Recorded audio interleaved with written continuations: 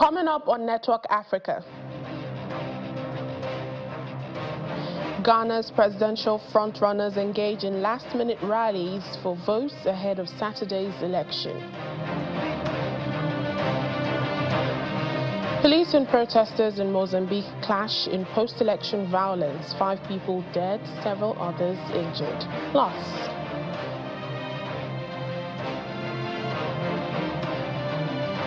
South Sudan's transitional government of national unity and holdout groups resume peace talks in Nairobi, Kenya.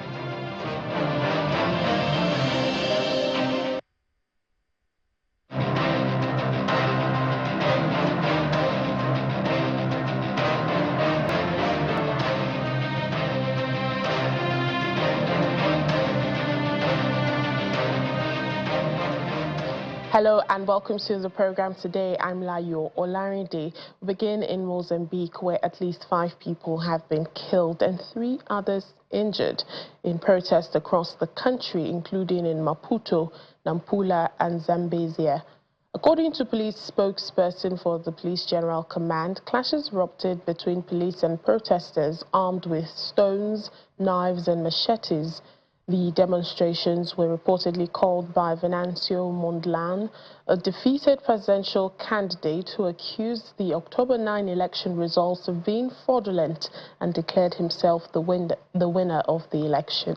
Well, Mondlane is in South Africa right now, where he sought refuge. He is urging a week-long nationwide protest up until the 11th of December, aiming to block roads, railways, ports and airports in the country. Outgoing President Philippe Nyusi has warned that the unrest could disrupt public sector salary payments, particularly for teachers and nurses, due to Mozambique's lack of external financial support.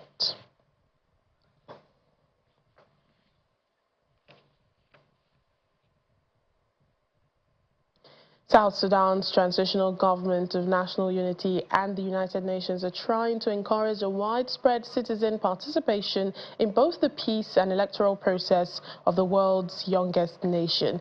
In Yambio, the United Nations mission in the country has funded a civic and political space program to be implemented by the Network for Civil Society Organizations in Western Equatorial State. The project aims to raise awareness on the revitalized peace agreement and the role of the mission of the United Nations, but also to provide local communities with conflict management skills. With the 2-year extension on the country's first post-independence elections till December 2026, experts say enabling participation is very essential. We are going to sensitize and prepare the citizens to be ready to participate in permanent constitution-making process, election process, civic and political space.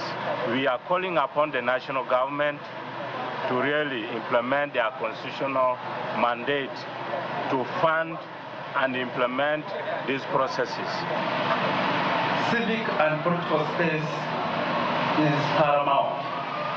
Without those 2 aspects, it's very hard to have a fair, transparent and inclusive constitution-making and electoral process. I would like to commit our continued commitment, together with partners, that we will be there to support this transition.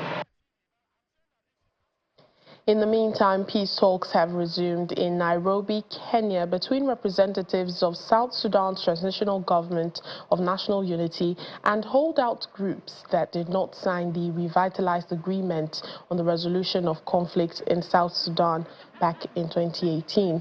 The 2018 agreement was introduced with the aim of bringing an end to the country's 5-year civil war, which killed more than 400,000 people. It's known as the Tumaini Initiative, and the talks first began in May, but stalled after South Sudanese President Salva Kiir sacked the previous government delegation of representatives. Well, as it stands, the 2018 peace agreement is yet to be fully implemented. National elections were initially scheduled for December 2024, but were subsequently postponed in line with the two-year extension of the country's transition period. The elections, which will be the first ever in South Sudan's history, are now set to be held in December 2026. Challenges will arise, but failure of this process is not an option. Therefore, we must remain steadfast in our pursuit of a peaceful and prosperous South Sudan for all. I would like to appeal to all delegates to recommit ourselves to a genuine search for peace and approach this resumption with an open heart and sincerity. This resumption is to finalize and conclude the Tumaini consensus. This is not a time to reopen or renegotiate what has already been agreed upon. This is probably the last chance to rescue our country from total disintegration and collapse into chaos and disorder. I see the determination in you, honorable delegates, to pursue the path of peace for your beloved country of South Sudan. I call upon you to work with diligence and to conclude what is outstanding in the responsibility sharing protocol and in the implementation matrix. Tumaini is a Swahili word that means hope. Hope may sound like a casual concept of optimism, but it is our submission, in fact, that hope is revolutionary. Because hope rejects the permanence of status quo. Hope is incompatible with the notion of defeat. It is inconsistent with giving up. As a matter of fact, hope to our minds is a promissory note that positive outcomes will eventually be realized. The year 2024 has been a year of elections for many countries around the world. Here in Africa, over 15 countries have held elections this year, either local, parliamentary or presidential elections. Now it's Ghana's turn, with nearly 18.8 million registered voters expected to head to the polls on Saturday, December 7th, in the country's 9th general election since returning to multi-party democracy in the early 1990s. Now, there are two main candidates vying for the presidential seat. Former President John Dramani Mahama, leader of the main opposition National Democratic Congress (NDC), and also Vice President Mahamudu Bawumia, the flag bearer of the ruling New Patriotic Party (NPP). They both staged rival rallies in the capital Accra on Thursday evening, courting voters in a final push ahead of the legislative and presidential polls.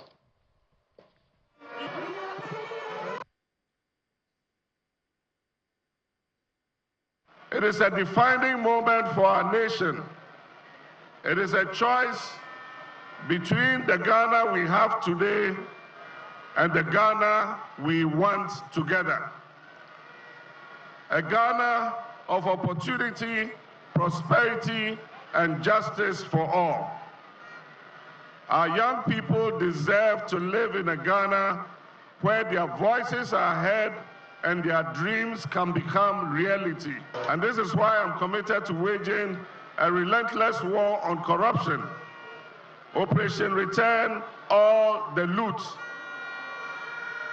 This operation will be implemented with dedicated zeal to retrieve the stolen monies and properties for our country's development and for the benefit of our young people.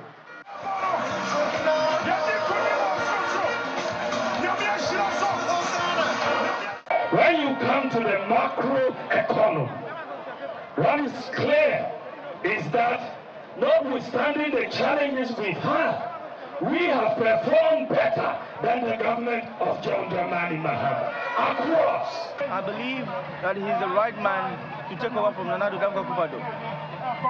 He's a man that is very humble. He's a man that has so many ideas that he has helped the current Nanado to be able to lead through the difficult times. We need somebody who has the experience to be able to add on to and upgrade, not to reset.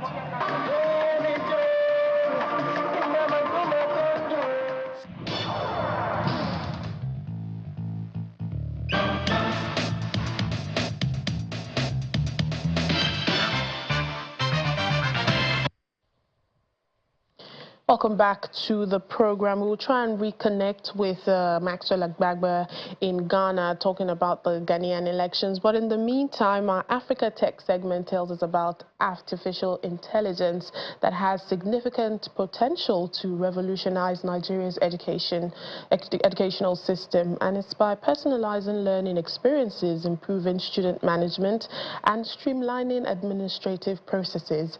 Speakers underscored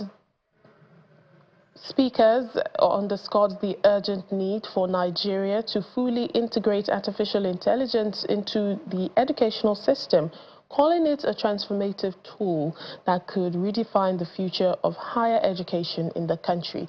They also agreed on AI's potential to enhance efficiency and drive innovation, and that's what makes it indispensable to Nigeria's educational reform. To our students, I say thank you for your enthusiasm and participation. Your engagement in activities like this debate is crucial for your personal growth and development.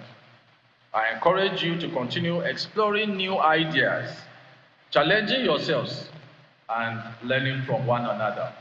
What we are doing today is to commemorate and also appreciate the brilliance and intellectual minds of the students of Air Force schools in the Logistic Command of the Nigerian Air Force, Logistic Command. This is the third of the inter-school debates series that we started in the year 2022. And we want to also use the opportunity to thank the Air Force authorities for allowing us to showcase this corporate social responsibility events for the children of the Air Force schools. This is the third in the series. We hope to take it to a higher level next year.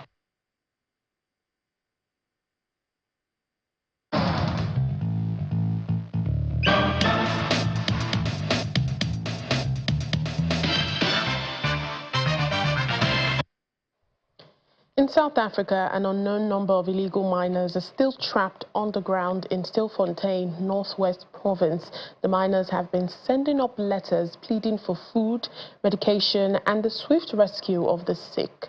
On Wednesday, the bodies of several deceased illegal miners were brought to the surface. Meanwhile, the South African National Civics Organization is warning that more miners will die underground unless the government intervenes to provide assistance. Our South Africa correspondent, Innocent Samosa, has more. The 11th body was retrieved on Tuesday by community volunteers who lowered the food down to the trapped miners locally known as the Zamazamas.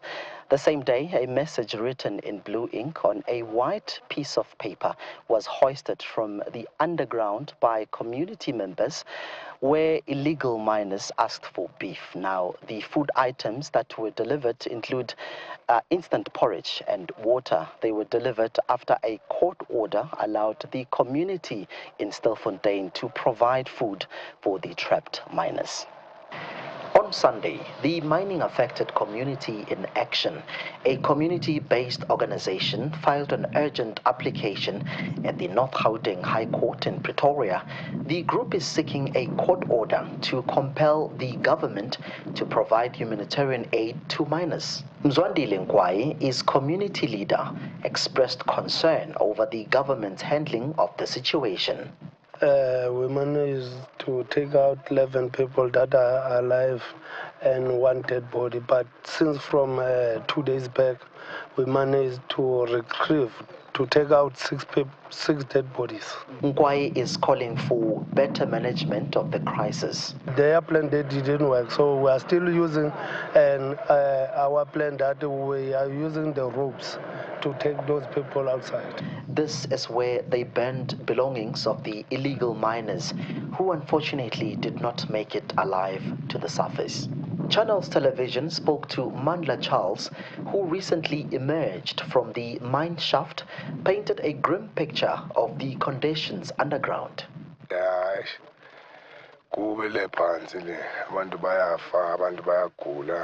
It's challenging there.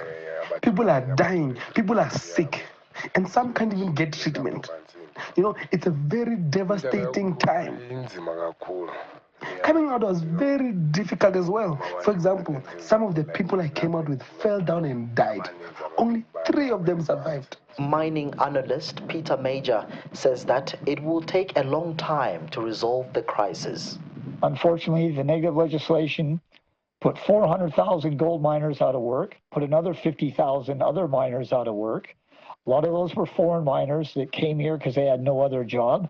And even the local miners, that's what they were good at. Well, community members here continues to blame the government for what they call mishandling of this situation.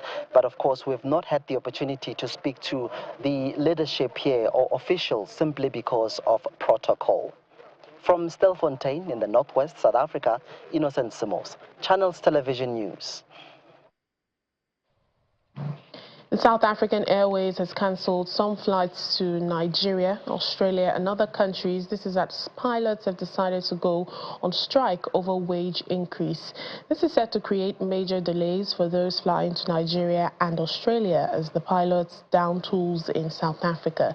The national carrier was in 2019 close to being liquidated.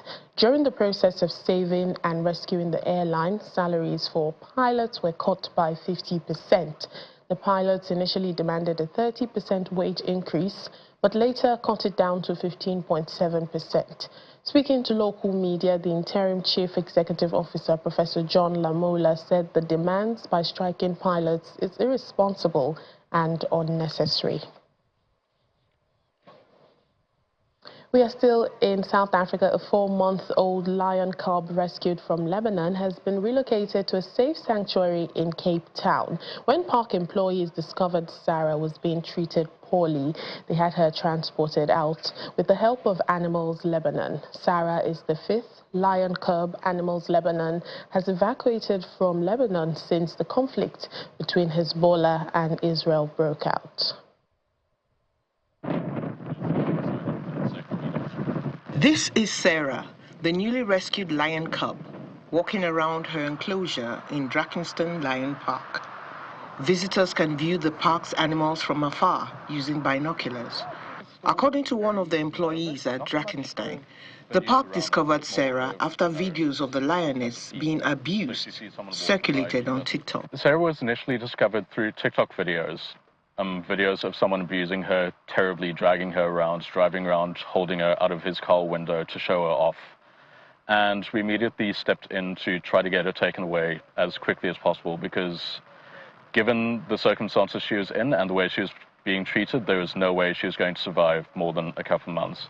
She was covered in scars from cigarette burns, she had ringworm, and she was just generally in terrible physical condition. With fighting between Israel and Hezbollah going on in Lebanon, getting Sarah to Cape Town was not easy. Relocating her to us was a very difficult process because there are no flights in Lebanon at the moment because it's not safe for planes to fly. So we eventually ended up having her taken out by road and then sea and eventually flown down to us, where last Friday she arrived safely. Now that Sarah has settled into her new home, the workers say she has been very nervous around humans, but has been acting more relaxed around other lions. She's neighbors with Pi and Freya, whom we also rescued this year, and she's very friendly towards them. So my hope is that once she's bulked up a little bit and grown to catch up to them, we might be able to integrate them, but it's fully dependent on her personality and their personalities. Not all the lions can adapt to the wild, having no survival skills. So the wildlife sanctuary is planning to provide Sarah with as much space as possible to act as naturally as possible in her new home, where she's expected to live out the rest of her days. Back here in Nigeria, the Anambra State Governor, Professor Chukwuma Soludo, has continued to advance technology and innovation in the state by investing heavily in human capital development through the training platform of the Anambra Solution Innovation District, SID. In the latest development, 100 million naira prize money has been doled out for the winning startups in the Anambra Innovation Week 2024. During the prize-giving ceremony, the special advisor to the governor on innovation and business incubation, Ms. Chinwe Okoli, discloses that the gesture will foster collaboration, celebrate innovations, and also chart a digital future for both Anambra and Africa.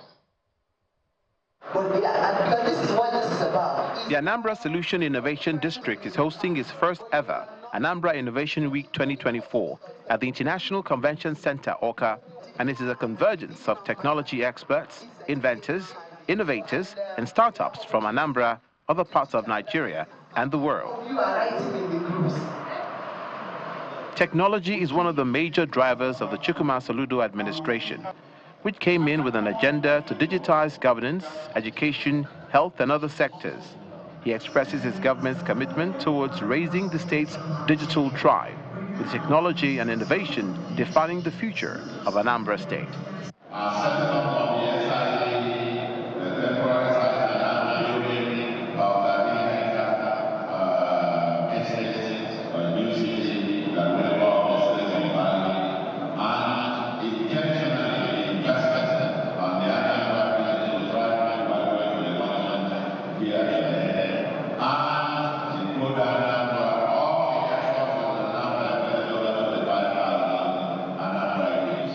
Youth comprising inventors and innovators are awarded with 100 million naira cash in the Battle for Solution competition. The prizes are redeemed at the SID temporary office in Awka as the state government gives out the checks and certificates of participation. The winner of different categories of invention are handed over their prizes, and it's all joy and excitement. I feel very excited, and I thank God for this opportunity that the governor has put together this program to ensure that startups are empowered. And I feel very excited, to be honest. I'm currently speechless. We participated in the Anambra Innovation Week Battles for Solution competition for Anambra Startups category and placed first place, winning a grand prize of 5 million naira. We digitize ticketing for businesses, and we have an all-in-one ticketing solution for consumers where you can book your bus tickets, event and cinema tickets all in one place. And the importance of this for tickets for businesses, especially in the transportation sector where it's mostly cash and paper-based, we digitize that whole process, making reconciliation happen instantly for you and upping your profits and efficiency of operations. For the Special Advisor on Innovation and Business Incubation, the event reflects Governor Soludo's vision to digitally empower Anambra State, where technology will be deeply rooted in every sphere of the state's economy. Which is a deep technological training that lasted for 6 months and then followed by another 2 months of mentorship. What is happening beyond today is that they are going to go out there and become ambassadors of technology and innovation in Anambra State. The idea, according to the governor, is to build human capital that is productive at home and abroad.